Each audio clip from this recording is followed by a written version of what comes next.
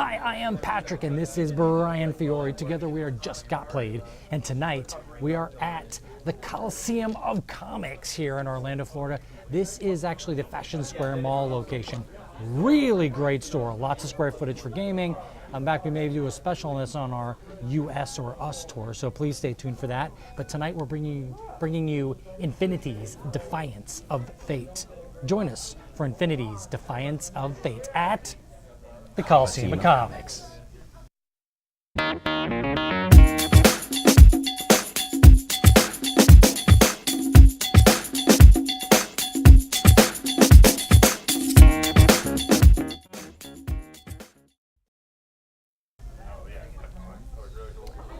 Brian Fiore. Yes. Infinities Defiance of Fate is a game that it's really kind of interesting, right? I mean, it's science fiction based, but it has fantasy elements that It's like thematically, two dimensions, if you will. the two worlds coming together, and there's a rift that's showing you both the magical side of the world and technology side of the world, and there's two different decks of cards to deal from. Each individual player has, and there are several different character abilities, so Lloyd would absolutely love that, but there's lots of different character abilities you can select from, and each of those have different abilities that you can use special points called, what are these called? Gambit tokens. Gambit. Tokens. You can use your Gambit power. And there are Gambit 12. tokens. I think the initial game is going to come with at least 12 different Special characters? Avatar characters. Yeah. 12 different characters to choose from in a 4-player game. They say it plays at about 20 minutes per player. I believe that's a bit short. I think it's going to play a little bit longer than that. It has elements of tiling, and you also get a deck of hands, and you'll get 4 cards out in your play space, and then you also have 3 cards that are going to play to your timeline, and you can use some of your points to move your energy points to move things from your timeline over to your play space, or cards from your hand into your timeline, or cards directly from your hand into your play space, and those are going to change your special ability groups that are called energy, power, and fortitude. So you've got to kind of monitor that, and as you move those up and down, you're going to unlock different abilities and different uses for your dice that you allocate during the course of the game. You roll 5 dice at one point, then you get to allocate 3, and then just by allocating or locking them in, you're going to unlock and do different things as well. So the game's got tons and tons and tons of different little aspects that you have to pay attention to. This tile-laying aspect, where it's actually each little different land that you go and explore.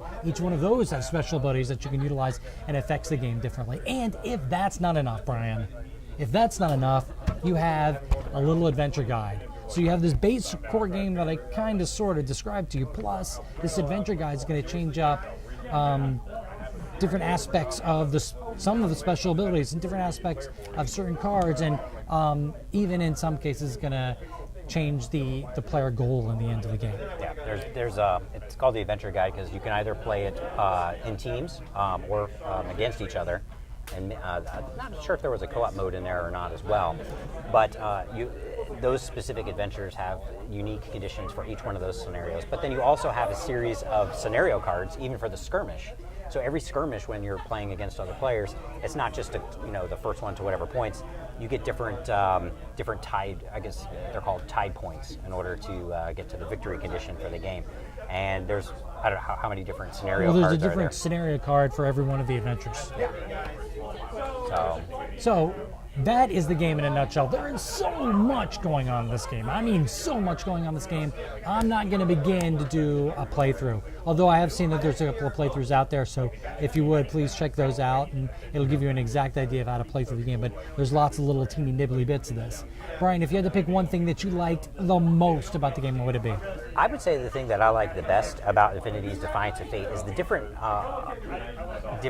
areas of strategy that there are. There's a lot of depth of different types of strategy. If you're not good at, say, dice drafting and selection of which action you want to use, then you're going to be good, hopefully, then at spatial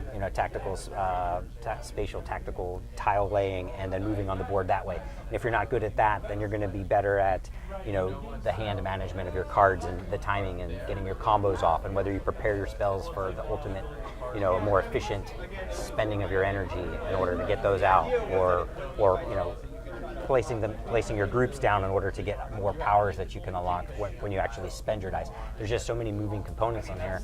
If you're not good at one aspect of strategy, you're going to be good at another one. So there's you might be able to be, well, even just the tile laying, there's so much strategy involved just with the tiling because there's walls on those tiles. So some of them can't be placed on other sides, and then sometimes you'll have one of your special abilities or one of your card special abilities, and each one of those are different as well too. And each one of those cards sometimes have different abilities depending on where you're using them, either in your main place or in your timeline. So you can actually flip tiles over or move them or do all kinds of crazy stuff. So that tile laying definitely is a huge part of the strategy for this game. A lot of different levels of strategy. And I agree, that's one of the things that I like the most about it is there is so much stuff to keep track of in the course of this game. It's something that you really want to explore and expand, and it's going to be a game kind of like Mage Knight, right? Where there's so much stuff going on in the game. You probably will never get bored playing this game because there's definitely a lot of replayability here. There's so many between all the different avatars that you can select from. There's at least 2 pre-constructed decks to begin with, and that there probably will be more. I think that might show up eventually. Every time you lay out the board changes from the initial thing. There's just lots of different aspects to the game. They definitely laid It's got huge replayability now, but they definitely laid an egg or planted a seed to be able to grow the game out later and just keep making more and more and more. If this game is just a huge success, and you've got to have more. So that's going to lead to the thing that I like the least about it. Okay. The learning curve for this game is going to be a bit dramatic. So Brian, if you had to pick one thing that you disliked, what would it be? You have to pick one thing you dislike, even if you didn't dislike anything. Before I get to the thing that I disliked about the game, I just wanted to mention that you did say that there was a large learning curve to the game. However, I do want to point out that they did an excellent job on the rules. They're very clear, they're very concise, and lots of pictures, and everything was explained beautifully. So great job on the rules. Kudos on the rules. The game may have a lot of them, and it may be, there's actually only 20 pages of rules, so it's really not that many rules. It's just they are, there's a lot of information in that 20 pages, and they're done very well. Good job. Very well. You're right. There's a glossary at the back, which we referred to a couple times, but that makes it awesome trying to figure everything out. Nice job on the rules, guys. All right, but now you have to pick out one thing you dislike. The one thing that I dislike is on the scenario cards. In order, the win condition of the game is basically this. At least in the skirmish game, is how many tide points. The first one to I think 100, or if you lose, it's the one to 0 points. But in getting there each round, I guess the other thing too. It's either the 100 or the 50, and then you've also got, after a certain number of rounds, I think it's 5 rounds, the game just also ends. But on each of the scenario cards, there's a couple of objectives, and they net against each other, and there's a math value. So there's a +3 and a -7 objective, and then there's a -3 and a +7 objective. And each one of these pairs of objectives can be triggered multiple times. And then sometimes there's a third objective on there, which is like a +X amount based on how many units you have out and how many cards in your timeline. And every round you're going to be totaling up these total points and netting them off each other. So there's a little bit of math sometimes in determining what the total amount of the tide adjustments are going to be for the players. You're right. That kind of ties into what I said, which there's a lot going on. And you're right, that's something you need to really focus on during the course of the game, because the points which matter, not what you said, is not the more stuff I destroy, it's how many points Brian scores against me. So, unfortunately, that may be always remember to keep your eyes on the prize, which are the tide points. But I'm Patrick, this is Brian, this is Coliseum of Comics, a great store here in Central Florida at the Fashion Square Mall. Please come check it out.